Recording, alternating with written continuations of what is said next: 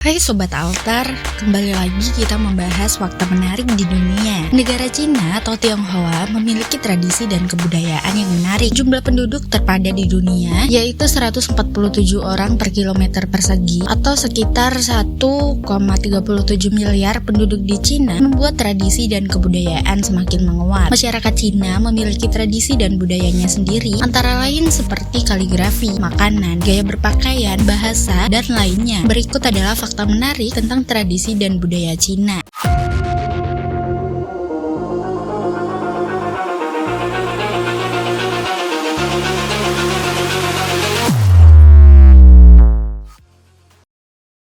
Yang pertama, kaligrafi Cina. Kaligrafi atau tulisan Cina adalah seni menulis tanda-tanda bahasa Cina. Kaligrafi ini telah muncul sejak abad kedua bertujuan untuk menyampaikan gagasan sekaligus menampilkan keindahan abstrak garis. Kaligrafi Cina dapat ditulis dengan menggunakan kuas dengan mengandalkan pergelangan tangan yang bergerak dengan luas. Kuas yang digunakan terbuat dari bambu dan tinta untuk menulis huruf-huruf Cina yang penuh makna. Kaligrafi Cina atau huruf Mandarin bisa berasal dari gambar atau simbol. Misalnya simbol matahari. Awalnya berubah gambar bulatan besar yang menggambarkan matahari dan titik di tengah sebagai inti matahari. Sedangkan untuk menulis sawah, maka hurufnya yaitu Tian, artinya sawah. Bentuk huruf Cina yang berarti sawah terlihat mirip dengan petak-petak sawah. Kemudian yang kedua, bahasa Mandarin. Bahasa nasional resmi Cina adalah bahasa Mandarin. Mandarin dalam bahasa Melayu memiliki arti menteri. Mandarin adalah sebutan untuk pembesar-pembesar Cina dari dinasti Qing. Dinasti ini didirikan oleh suku Manchu, itu sebabnya pembesar-pembesar kekaisaran disebut sebagai Mandarin yang berarti pembesar Manchu. Kemudian sebutan Mandarin berevolusi sebagai Mandarin dan akhirnya bahasa yang digunakan para pembesar Manchu disebut sebagai bahasa Mandarin. Sebenarnya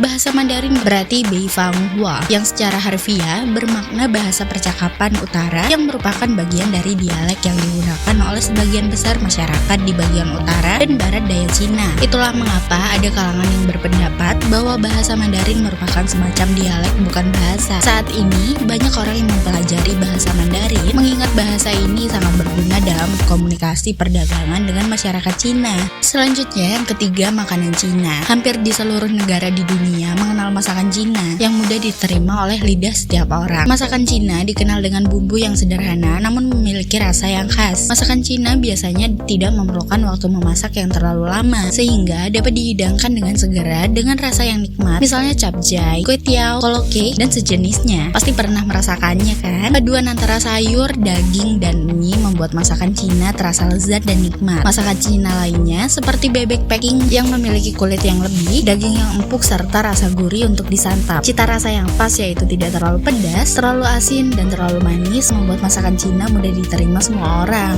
Selanjutnya yang keempat, makan menggunakan sumpit. Sobat Altar, tata cara makan penduduk Cina lebih banyak menggunakan sumpit dibandingkan alat makan lainnya seperti sendok atau garpu. Maka tidak heran jika setiap tahun sumpit diproduksi hingga lebih dari 45 miliar batang. Wow, sangat banyak ya. Awalnya sumpit diciptakan bangsa Tiongkok sejak 3.000 sampai 5.000 tahun yang lalu. Di dalam masyarakat Tionghoa atau Cina, tradisi makan bersama adalah kesempatan berkumpul sebagai sarana untuk mempererat tali persaudaraan antara sanak keluarga dan teman-teman. Itulah sebabnya agar pertemuan menyenangkan maka penggunaan alat makan yang tajam harus dihindari. Sumpit berbentuk dua batang kayu sama panjang yang dipegang di antara jari-jari salah satu tangan. Fungsi sumpit yaitu untuk menjepit dan memindahkan makanan dari piring satu ke piring lainnya, dari wadah ke wadah berikutnya, atau memasukkan makanan ke dalam mulut. Bahan yang digunakan untuk membuat sumpit berasal dari bambu, logam, gading, maupun plastik. Biasanya permukaan sumpit telah dihaluskan atau dilapis dengan bahan pelapis seperti pernis atau cat supaya tidak melukai mulut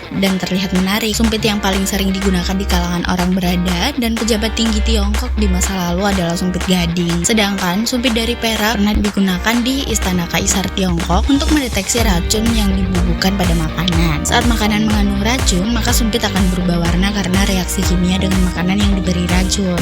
Selanjutnya yang kelima, chongsam. Chongsam adalah pakaian panjang untuk wanita yang ketat di badan atau memperlihatkan lekuk tubuh wanita. Chongsam yang masih populer digunakan wanita Cina saat ini adalah gaun yang diciptakan pada tahun tahun 1920-an dan merupakan gaya busana yang dipakai oleh wanita kalangan atas pada saat itu. Istilah Cheongsam yang berarti pakaian panjang diterjemahkan ke dalam bahasa Inggris dari dialek provinsi Guangdong di Tiongkok. Adapun daerah lainnya menyebut pakaian ini sebagai kipau. Pakaian Cheongsam sangat nyaman dan mudah dikenakan. Bentuk pakaian Cheongsam yang sangat cocok dengan bentuk tubuh wanita bangsa Cina dengan leher tinggi, lengkung leher baju tertutup, dan lengan baju bisa berukuran pendek, sedang maupun panjang. Pakaian ini memiliki kancing di sisi kanan, bagian dada longgar, ada tali di sebelah kiri yang semuanya semakin menonjolkan kecantikan dari wanita yang mengenakannya. Cheongsam berbentuk sederhana sehingga tidak memerlukan banyak perlengkapan seperti selendang maupun sabuk. Pakaian ini biasa dibuat dari berbagai bahan seperti katun maupun sutra. Cheongsam bukan hanya disukai wanita Cina, tetapi juga digunakan oleh wanita dari negara lain. Selanjutnya, pakaian putih untuk berkabung. Jika umumnya orang berkabung mengenakan pakaian hitam, maka warga Cina menggunakan pakaian berkabung serba putih yang disebut holam. Pakaian berkabung orang Cina terdiri dari pakaian serba putih dan topi putih yang terbuat dari kain belacu. Selain itu, dipasang ha atau sejenis pita putih yang diikatkan di lengan kiri sebagai tanda berkabung. Warna putih merupakan kemurnian. Pemakaian pakaian berkabung bertujuan untuk meringankan penderitaan orang yang meninggal. Adapun bagi keluarga yang berkabung dengan pakaian berwarna putih, mereka akan mendapatkan hoki atau pengaruh baik. Karena semakin lama masa berkabung, maka semakin banyak hoki yang akan diterima.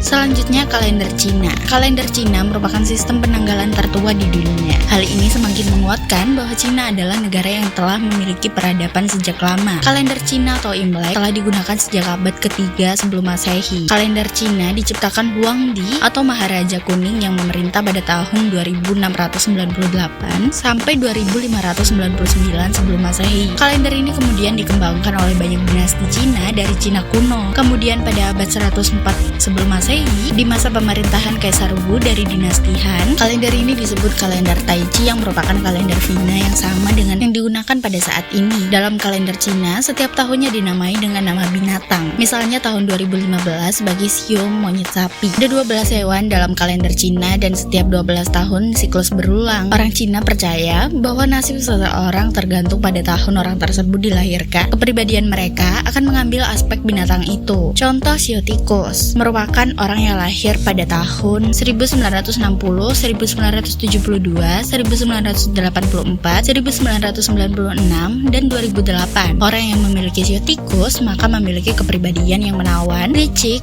lucu, dan setia. Ia dapat melakukan bekerja sama yang menguntungkan dengan Xiu naga atau monyet, tetapi tidak dengan Xiu kuda. Gimana nih Sobat Altar? Itu tadi 7 fakta unik tradisi dan budaya Cina. Menarik kan? Semoga video ini bisa menambah wawasan kamu. Dan sampai jumpa di video selanjutnya.